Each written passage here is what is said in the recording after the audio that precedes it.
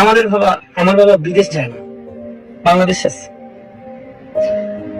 আমার বাবা বলছে যে হসপিটাল করবে, সে হসপিটালে কাজ নেওয়ার কথা, ফ্রি মেডিকেল কলেজ করবে বরিশালে, সেখানে আগুন ইটের প্রত্যেকটা পাথর আমার বাবার রক্তে আসছে, এরকম মনে হচ্ছে। মাইকের গেটটা খুলে যেই আসতে আমার কাছে দেখা হইতো আমার সাথে, খালি হাতে বিদায় দিতাম। 16 তারিখে আমি যখন পোস্ট গুলো দেখি, আমি বারবার পোস্ট দিই, উপর মহল থেকে এত পরিমাণ আমাকে প্রেশার দেওয়া হয়, আমি পোস্ট ডিলিট করি। এরপর আমার ফেসবুক রিপোর্ট করে বন্ধ করে দেওয়া হয়। এরপর আমি আবার ফেসবুকটা আনি। আর 19 তারিখে ফ্লাইট ছিল ঢাকায়, ব্যাক করবো, রাস্তায় নামবো, সেদিন ফ্লাইট ক্যান্সেল হয়ে যায়। পরবর্তী বাংলাদেশে যখন সব শাটডাউন হয়ে যায়, শাটডাউন হওয়ার পরে বাংলাদেশে চলে আসি। আপনারা দেখবেন আমি অনেক পোস্ট যখন সব বন্ধ ছিল তখন আমি একাই পোস্ট করে গেছি। যখন কেউ পোস্ট দেয়নি বাংলাদেশ থেকে, তখন আমি একা পোস্ট করছি। অনেকেই দেখছে যারা প্রবাসীতে ছিল, বুঝছেন, বুঝেন, অসুবিধা নেই।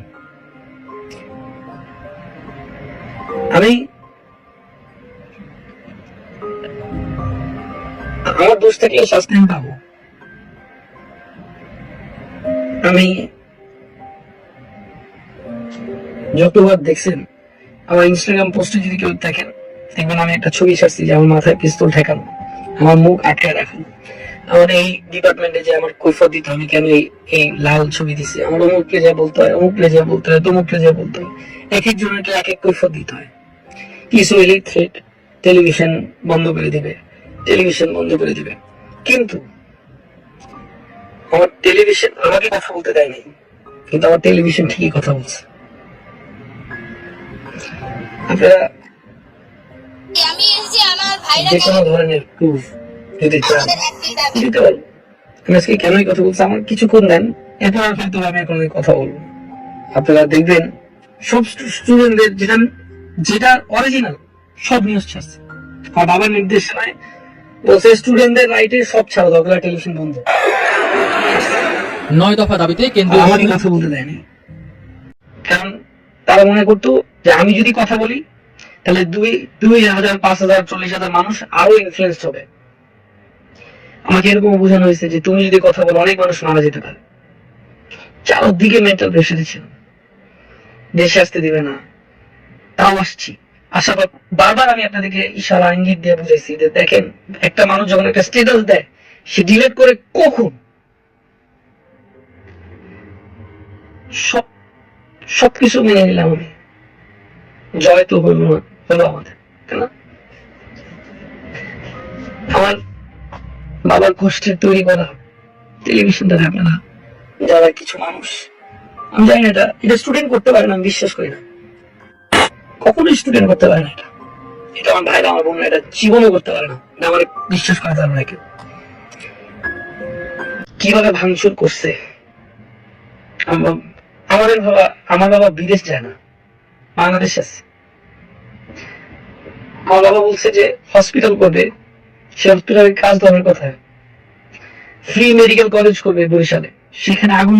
বিশ্বাস করেন, আপনারা টিকটকে যাবেন, আপনারা ইউটিউবে যাবেন, আপনারা ফেসবুকে যাবেন, মাই টিভির প্রত্যেকটা পোস্ট দেখবেন, আমাদের টেলিভিশন ভাঙচুর করে শেষ করে দিয়েছে। নিচে 33টা গাড়ি আমাদের নিউজে সব ভেঙে ফেলছে। আমার বাবার গাড়ি ছিল, ওখানে একটা ভেঙে ফেলছে, আমাদের একটা মার্সিডিজ ছিল, সেটা ভেঙে ফেলছে।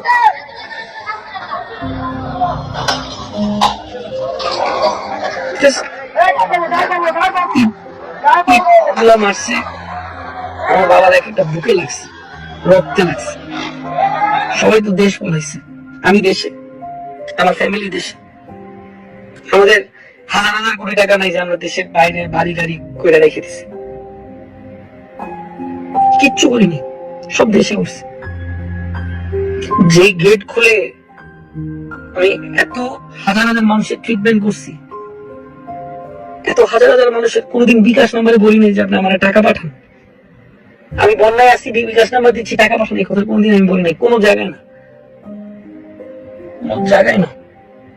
আজকে আমার মাই টিভি ভাঙা ভাঙচুর করে এডিট প্যানেল, নিউজ ডিপার্টমেন্ট, নিচে ভাঙচুর, গালাগালি, দালাল সরকারের।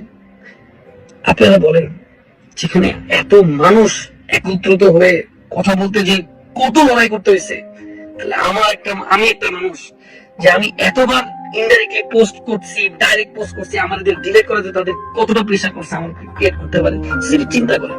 আমি গা ডাকতে আসি নাই, আমি গা ডাকতেও আসি। আপনারা অনেকেই বলতে পারেন যে তৈরি আফ্রিদি বাঁচার জন্য আসছে, আমার দরকার নেই। আমার ফেসবুকও দরকার নেই, আমার ইউটিউবও দরকার নেই। আপনারা আমাকে অনেক হেট করেন, আমি তো অপরাধী যে আমাকে প্রেশারাইজ রাখছে, কিন্তু আমার টেলিভিশন ঠিকই কাজ করে গেছে আমাকে।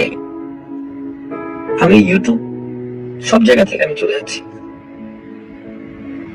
একটা বার আমার টেলিভিশনটাতে দেখেন, রাত্রেবেলা আমার শো অফে 10 জন পিস্তল নিয়ে আসছে, এসে গুলি ঠেকায় দিয়ে শো অফে মাল আগুন জ্বালাইছে। আমাদের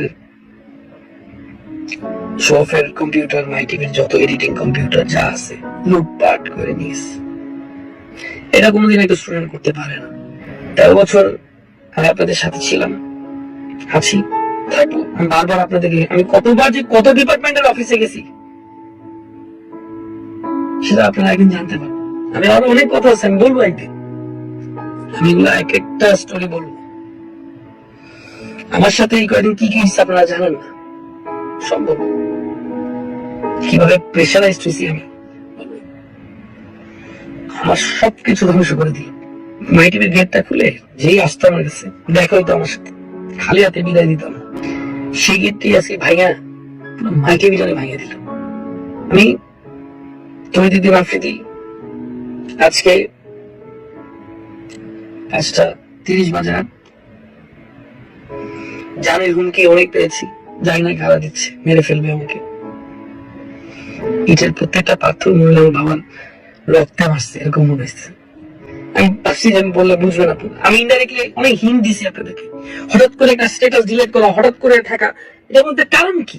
এটাকে আমি স্ট্যাটাস দিলাম, আমি ডিলিট করলাম, আমি দিয়েছি, অফকোর্স কেউ ডিলিট করাইছে, আমি তো করি নাই, করানো হয়েছে বাধ্যতামূলক।